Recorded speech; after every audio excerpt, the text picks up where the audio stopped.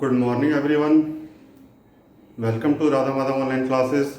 Today I am going to start chapter 9 Applications of Trigonometry.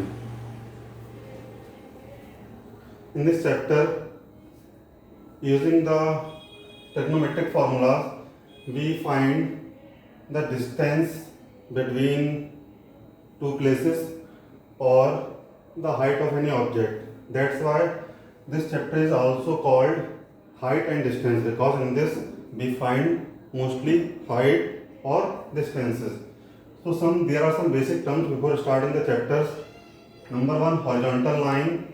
Number 2, line of sight. And number 3, angle of elevation. Number 4, angle of depression. First we have to know these 4 terms.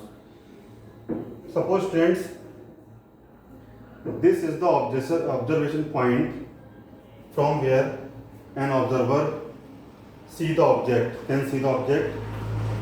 we always draw a line from the point of observation which is horizontal line.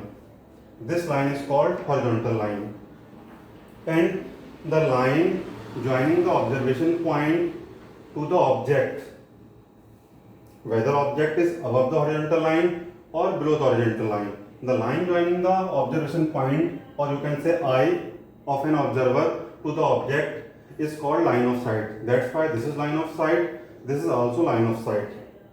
Now there are two conditions: whether a person are watching an object below the horizontal line, or he can watching an object below the horizontal line. If a person watching an object which is above the horizontal line, then the angle between horizontal line and line of sight is called angle of elevation.